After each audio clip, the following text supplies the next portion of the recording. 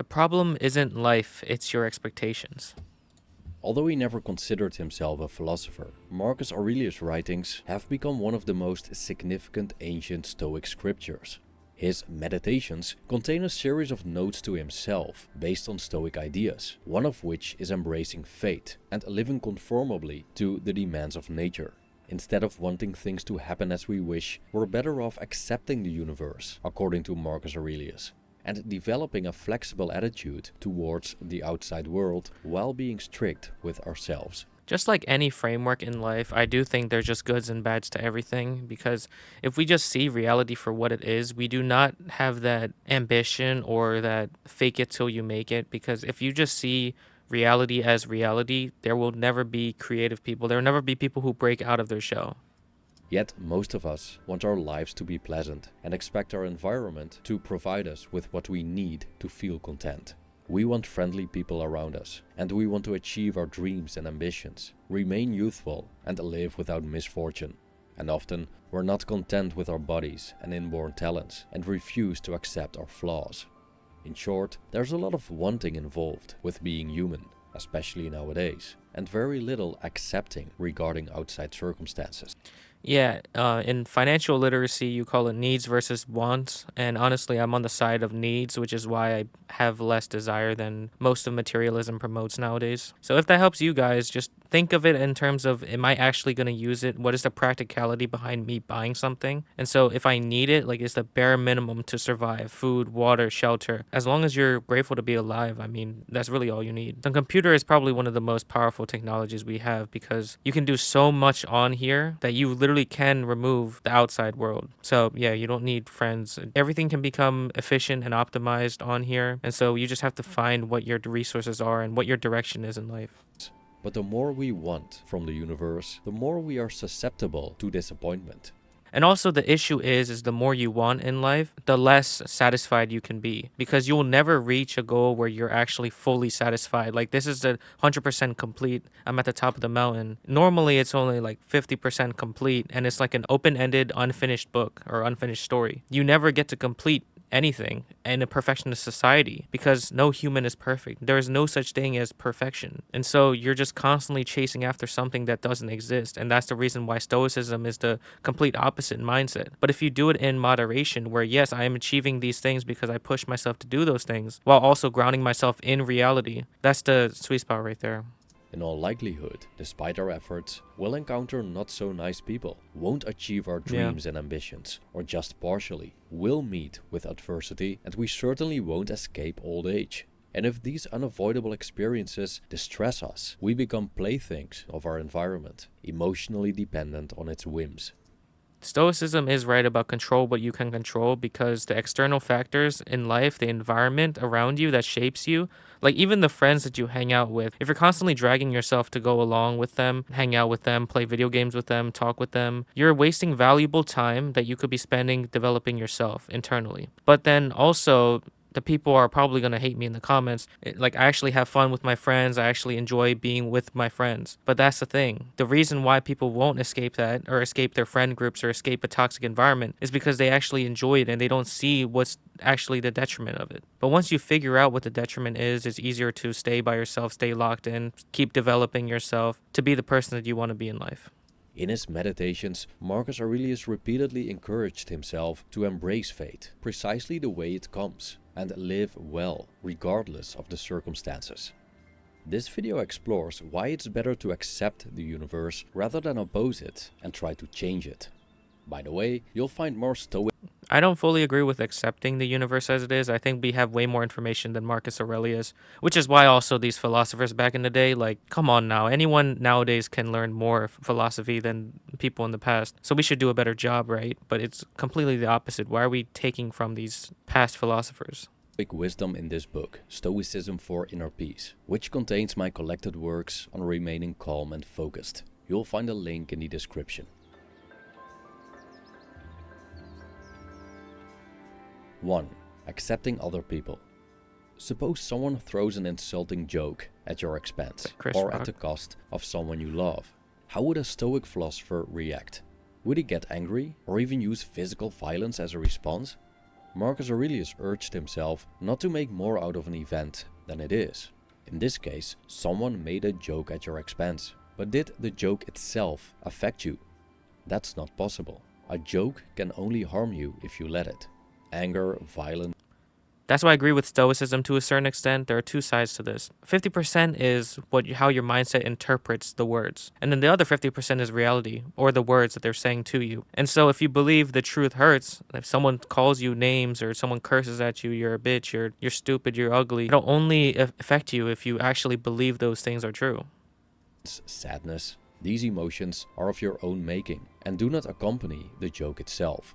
Marcus Aurelius wrote about people speaking evil of you, and I quote, "Add nothing of your own from within, and that's the end of it." End quote. Dealing with other people means dealing with the unpredictable and uncontrollable. Some people are good and moral, others are evil and immoral. Some are hardworking and helpful, and others are lazy and exploitative. Some like to make jokes, others are quick to use violence. Marcus Aurelius emphasized that regardless of people being Isn't that very shallow-minded though? You're putting everyone into labels and categorizing them. This is why we have racism still to this day. And stereotyping, generalizing, like any isms. The reason why we have those today is because people keep labeling each other instead of understanding each other. being arrogant, ungrateful, deceitful, and unsocial, we all share the nature of being human. Human nature consists of beauty and ugliness, so he encouraged himself to accept everyone and not to be perturbed by evil people. In his mind, we're here to cooperate, not act against each other, which is contrary to nature. We want people to act as we wish, but reality teaches that people have their Isn't that a bit selfish? Act as we wish? own will. Their behavior I won't is believe not up that. to us. We can influence them, but ultimately they'll say what they say and do what they do, how irrational and stupid their actions may seem.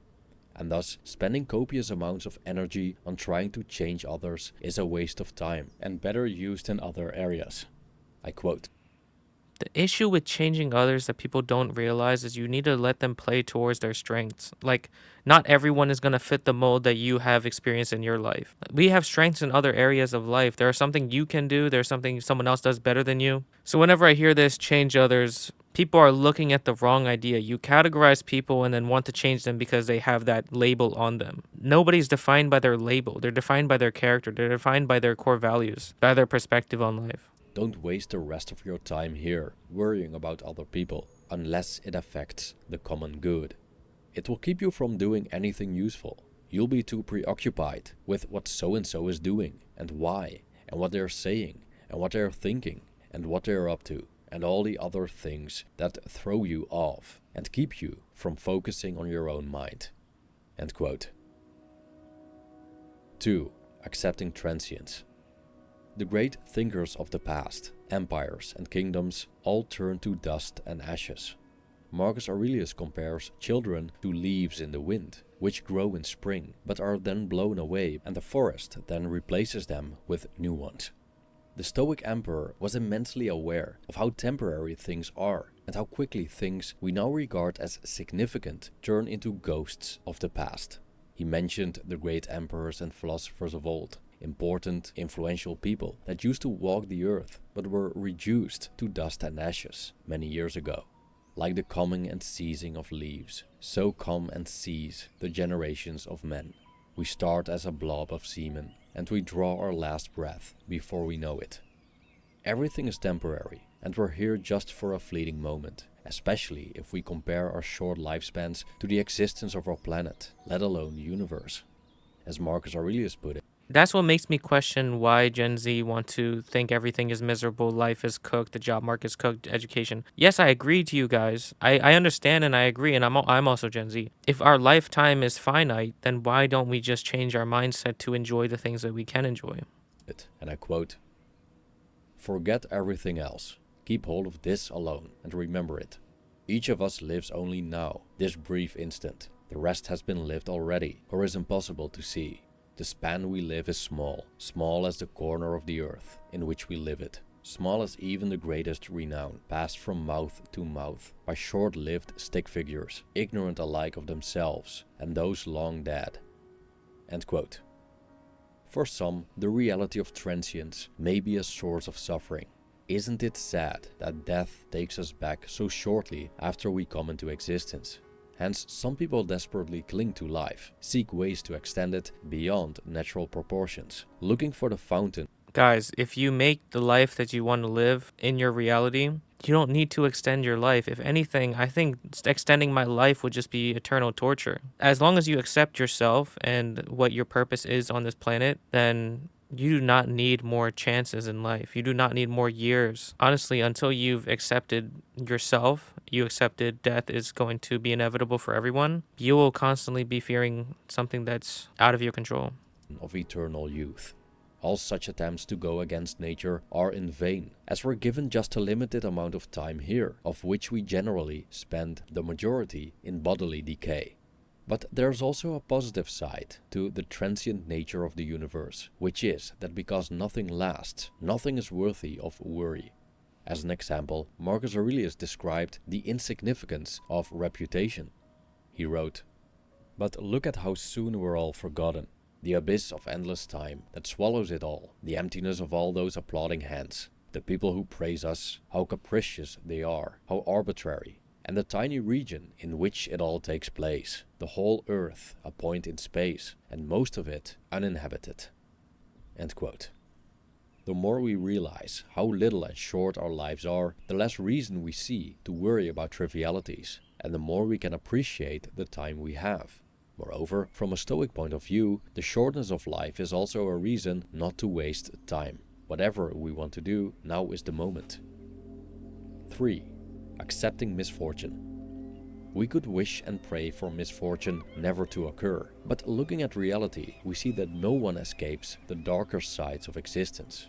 I think I agree with this, but I just want to hear what he has to say more. Half of it's our mindset and how we shape our behavior towards whatever information we're given, but also another is how we adapt to the situation. Because I do preach proactiveness and intentionality on this channel, but you can't be intentional about everything. Some things are out of your control. You can't plan for everything. So you have to improve your adaptability skills for when things go through the cracks. At those moments when misfortune happens, you're able to mitigate the losses. Adversity is part of life. If we Yeah. fight against it, we don't just experience misfortune itself, but also the disappointment of encountering it despite our wish not to. Nevertheless, people are often busy fighting fate, trying to fend off the possible bad things that will happen to them. And as soon as we get sick, lose our money, or encounter cloudy, rainy weather when we expect sunshine, we moan and complain and wish for something better to arrive quickly. Marcus Aurelius renounces this way of approaching destiny. Instead of hoping for a life free of misfortune, it's better to wish ourselves the fortitude to handle adversity. Such an attitude lies at the root of a Stoic core principle named the dichotomy of control. Some things are in our control and others aren't, and so it's reasonable to focus mainly on the things in our control. Or as Marcus Aurelius stated it, then isn't it better to do what's up to you, like a free man, than to be passively controlled by what isn't, like a slave or beggar? What's weird about that quote, though, is that Epictetus was a slave himself, and that he was saying, as his slave master would break some slave's leg, you can't control that, so you just have to accept what's happened in reality. Obviously, we live in different times. If you don't want to be controlled, you don't have to be controlled. Of course, you're going to want to survive and you're going to want to make sure your life is safe before anything else. But we live in a time where people are enslaving themselves willingly, and they have the choice to leave themselves if they want to. Or does it look that way? I'm not sure if brainwashing makes it obvious. End quote. When you let your happiness depend on outside circumstances, then you let fate control you. Imagine you're constantly worrying about your partner leaving you, and so you pray for your partner to stay by your side. But according to Stoic cosmology, whatever happens to you can be attributed to the gods, the source of all things. Things may happen that seem tragic, but according to the Stoics, it's what the gods intended. Therefore, for example, our relationship falling apart is part of the divine plan, and our prayers won't stop it from happening. Any Stoics here that actually believe this? So, according to Marcus Aurelius, it's better to direct our prayers to things we can control. I quote, "Start praying like this, and you'll see.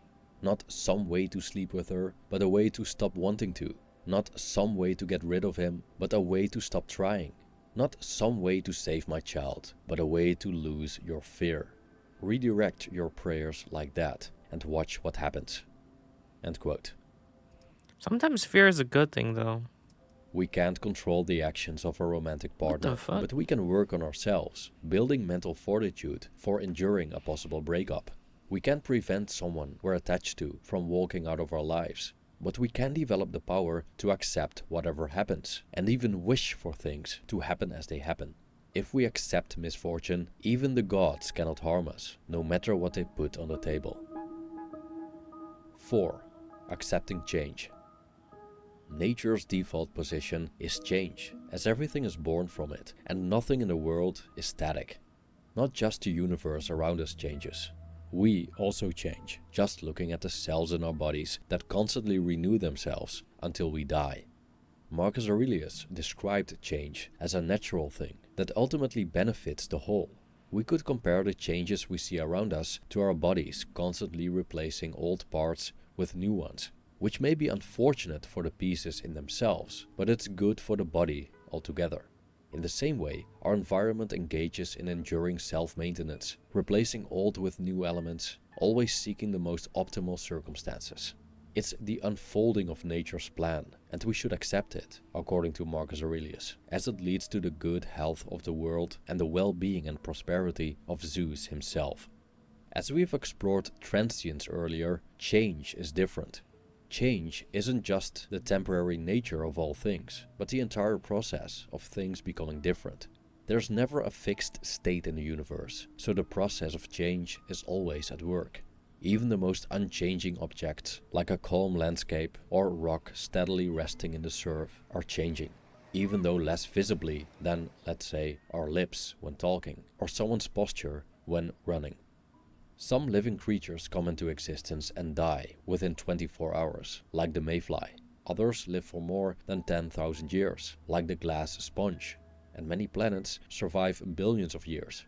But none of these things are eternal. As change gives birth to them, it will also destroy them. Without change, our world wouldn't exist, and life wouldn't be possible. As Marcus Aurelius stated, "The world is nothing but change." End quote. But, ironically, even though we're born out of change, we fear change at the same time. Many people cling to situations, objects, people, and ideas, wishing they would never change, always stay the same. But the change they so intensely fear is already in progress, and the moment of witnessing these alterations with a bare eye is just a matter of time. When the sun shines, a storm is on its way. When it's summer, the fall is already knocking on its door. Trying to maintain the status quo is like grasping water, expecting it never to flow out of your hands. I quote, "Some things are rushing into existence, others out of it. Some of what now exists is already gone.